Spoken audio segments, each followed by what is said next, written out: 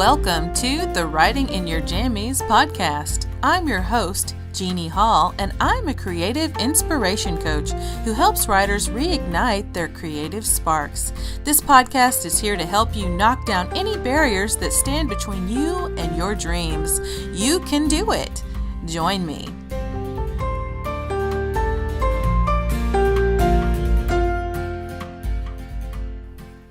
Hello, and welcome to the Writing in Your Jammies podcast. This is podcast 45, Transformation. Transformation is one of those things that starts with a vague sense of unease, like feeling like something isn't quite right. The beginning of transformation is that little niggling feeling at the nape of your neck, that uncomfortable feeling that you don't know exactly how to define. It's this feeling of absence, of something missing, an emptiness inside of you. And you don't know where it came from, usually. And for a while, many of us ignore it. We may try to avoid these feelings by indulging in some sort of vice instead. Maybe we smoke or drink. Maybe we throw ourselves into our work to the exclusion of all else. Maybe we overeat. But eventually, a few of us start to recognize that emptiness, that antsy uneasiness, is still there. Are you feeling this in your life right now? If you are, then take heart. You may just be on the initial stages of the best journey you'll ever embark upon. When many of us start to realize that some parts of our lives aren't what we meant them to be, it can be disconcerting to say the least, even upsetting. But please understand, the journey of self-transformation is a gift from start to finish. Anytime you feel those icky, uncomfortable feelings, that is an invitation to look at those feelings more closely. I want you to really examine them. Why are you feeling icky? What parts of your life are you unsatisfied with right now? Once you've identified the problem, you can then figure out what the solution may be. Personally, I'm someone who felt that vague sense of unease in my 20s. Back then, I had no idea what the cause was. I blamed it on various things like a depressed family member who kept calling me and crying over the phone. I blamed it on a lack of money. I blamed it on my car blowing up right after I graduated college, so I didn't have a car. And I blamed it on being unable to find a job in my field where I'd gotten my degree in. But the thing is, none of those circumstances was the actual cause of my feelings of ickiness. Even then, I had so much good in my life. I had just gotten married to the most fabulous husband in the world. I had a roof over my head, plenty of food and fresh water. I had clothes on my back and a steady, even if it wasn't fully satisfying, retail job. In my early 20s, I experienced my first and only real bout of depression. I found myself sobbing uncontrollably for days at a time, even at work. But I couldn't seem to identify why I was so upset. And the reason I knew it was something more than just feeling down or blue, the reason I actually categorized that period of my life as depression was because I could not stop. I was aware that I was sobbing and I couldn't make myself stop. And that's when I knew this was a different kind of problem than I'd had before.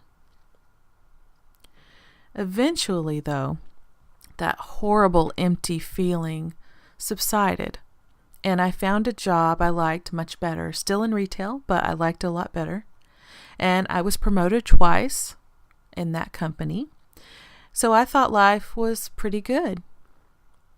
We were able to buy a car for me, and things were looking up for a while. Then the manager I'd been working with left. And the new manager was very unlike my original, really good manager. Morale in the store went way down, and my morale also took a nosedive. Soon I started to look for another job. I left retail altogether and began to work for an insurance office. The work itself was unexciting, but I became dear friends with two of the ladies I worked with. But after a couple of years, those ladies were then moved to another office. And where was I? Unhappy again. Are you starting to see a pattern here? When my friends left my office, I suddenly saw my insurance job as what it was, not where I was meant to be. So I made some drastic changes in my life. At this point, it was my early 30s, and we moved from Arkansas to Virginia. I became a middle school English teacher, and we bought a house and a new car. And for the first time ever, I'd been able to actually use the honors degree I'd worked so hard to get. So I could finally be happy, right? Wrong. I was miserable. And what made my misery even worse was knowing that I'd spent so much time and money to get a degree in the wrong profession. Which wasn't actually the case quite. I loved teaching, at least parts of it. I loved helping my students learn new things. It brought a huge smile to my face and joy to my heart. I loved it. I loved helping them learn how to think for themselves, because I got them at an age. I taught 6th, 7th, and 8th grade at different times throughout the 5 years of teaching I was in, and it was so fun to watch them develop. I could actually see the cognitive development in their little brains change from jokes going over their head in the 6th grade to the very same kids in 7th grade, because I looped with them one year and went from 6th to 7th with them, told the same joke the next year, and they all laughed. And it was so much fun to see that development in them. It was so rewarding. I had so much fun, at least part of the time. But the problem was that teaching, at least in American public schools, which is where I was, is at least as much about test scores and politics, unfortunately, as it is about helping kids to actually learn.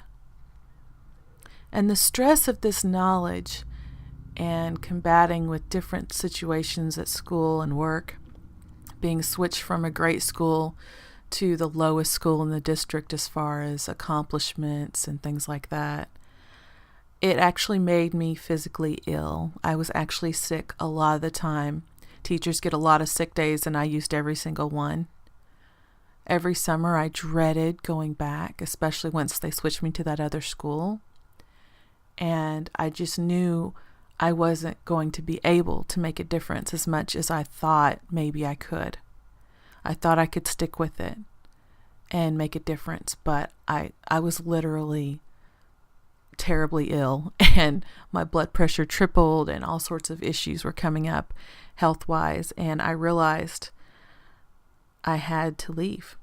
So after 5 years of teaching, I left, and I didn't have any other job in the offing. I didn't prepare. I thought I could find something easier than I did, so I didn't actually get anything. I had all summer to find a job I thought I'd be able to, and that didn't happen. I did, though, briefly teach English as a second language to adults, which was absolutely awesome. I adored it, but it was only 4 hours a week, and so it didn't pay enough to live on. And I also tried to sell insurance door to door because I'd been an insurance agent for years.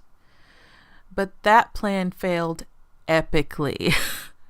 Even though I managed to set up some appointments, none of my appointments actually showed up. I kept driving from house to house to meet people who had stood me up. And during this time, I began to have panic attacks. In the middle of the night, waking up, couldn't breathe. That was fun. Not, right? I had at that point discovered writing as a passion of mine, but I hadn't completed my first novel yet. So I went back to the first main field I'd ever worked in, which was retail. So there I was, in my mid-30s, and back in retail.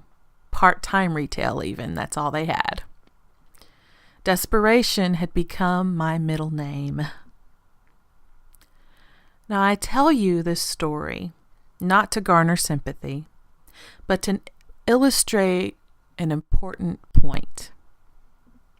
God in the universe had been sending sign after sign of which direction I should be taking, but I kept misunderstanding and misinterpreting it. I was on a journey of transformation then, but I didn't recognize that fact. I was letting my circumstances dictate how I felt. And the problem with this is that we can't control our circumstances. It's impossible. So we're giving control of our emotions to something completely unreliable. I didn't get that my emotions came from my thoughts. I didn't understand that I could control what I thought about my circumstances and therefore could feel whichever way I wanted to about my situation. I didn't understand that life is about growing and evolving into the best versions of ourselves we can be. All the quote-unquote bad things that kept happening to me were actual signals trying to guide me in my decision-making process. And if I'd been more aware back then, I might have made decisions that put me on a better path way earlier than where I ended up. But alas, no regrets. That was not what was meant to be. I'm a firm believer in Byron Katie's quote that everything happens exactly as it is supposed to happen. So I was supposed to be in all those different jobs I didn't like. I was supposed to be a little bit miserable here and there just to wake me up. If I had stayed in that insurance job, for example, with my two friends that I just loved to death, I didn't really enjoy the job itself, but I enjoyed working with them. And I would have just stayed in that stagnant kind of, for me, it was a meaningless job. It wasn't what I was supposed to be doing. It wasn't what would be fulfilling for me personally. Nothing against the insurance, corporations and stuff out there, because you might be totally fulfilled by that job. That's awesome if you are. But me personally, I wasn't. And yet I would have stayed in that profession maybe forever if my friends had been there, if they'd stayed in that profession with me, if they'd stayed in that office. Then who knows?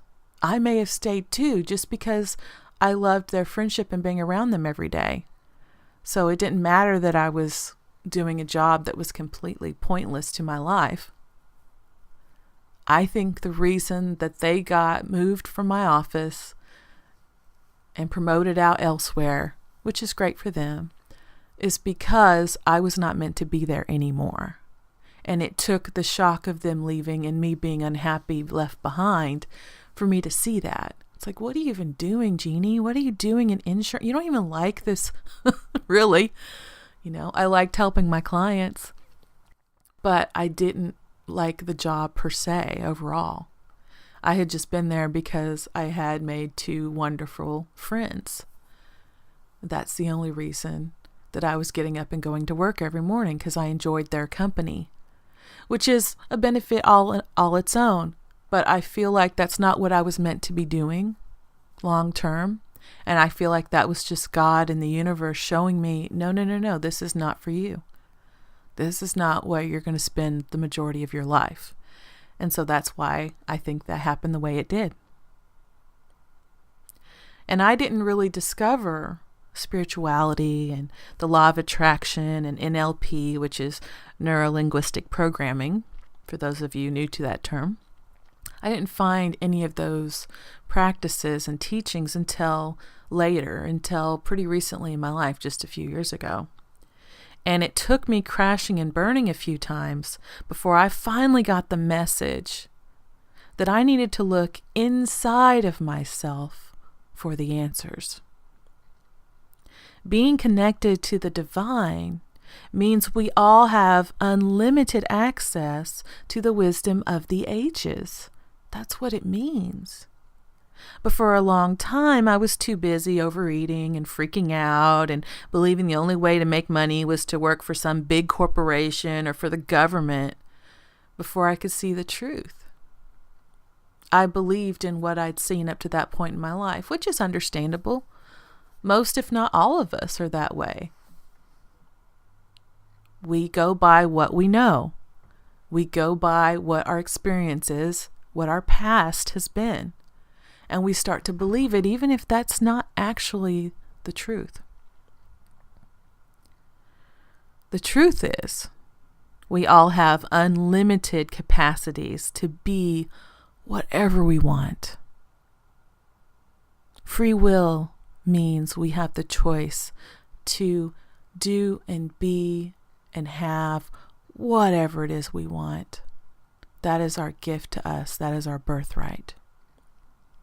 And life is all about transformation. That's the reason we came here in this human form. I really, really deeply believe that on a personal level.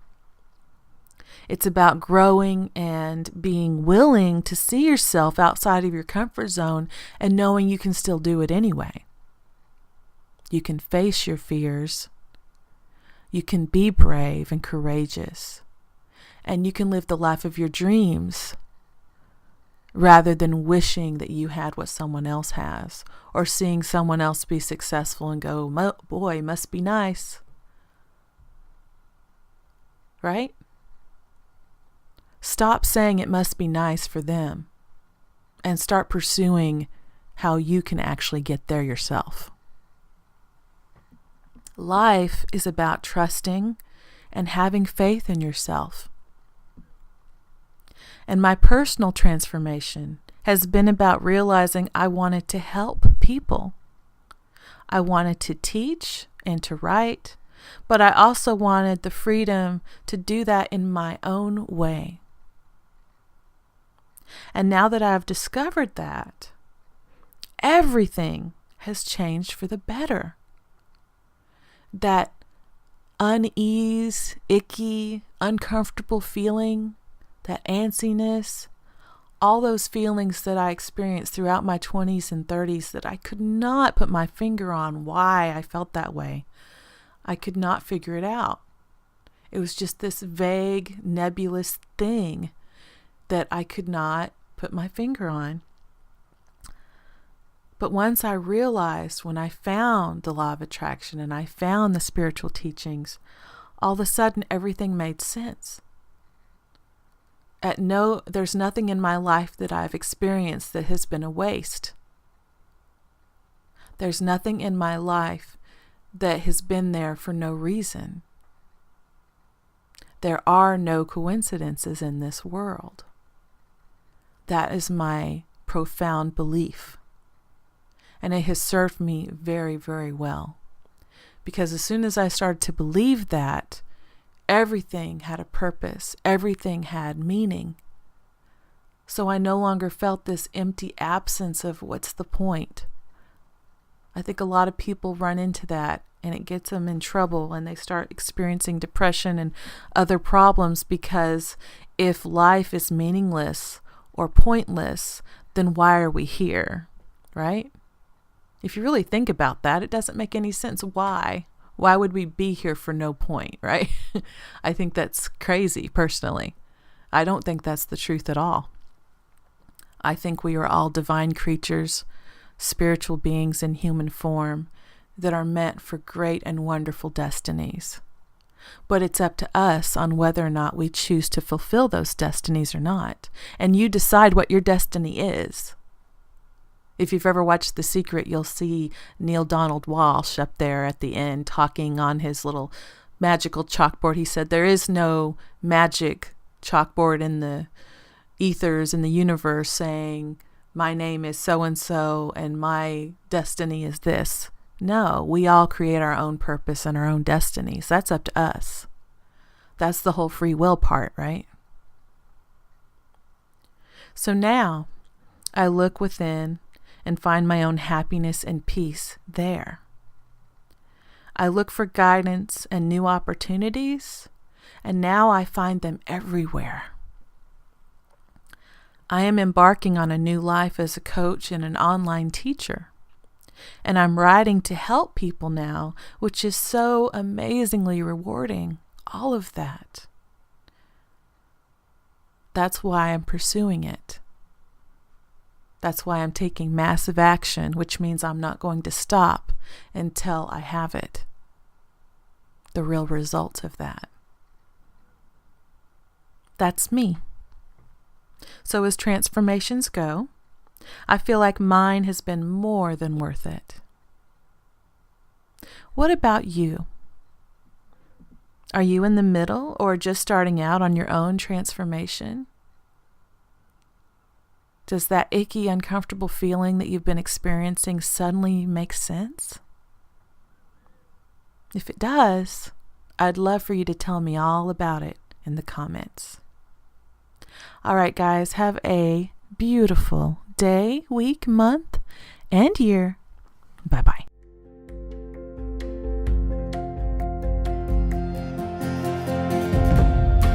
Thanks so much for listening to the Writing in Your Jammies podcast. I appreciate every download and every person who has subscribed. I release new episodes every Wednesday and Saturday, so if you enjoy this content, please consider leaving a review. The more reviews fledgling shows like mine receive, the more visible it becomes on the various podcast stations.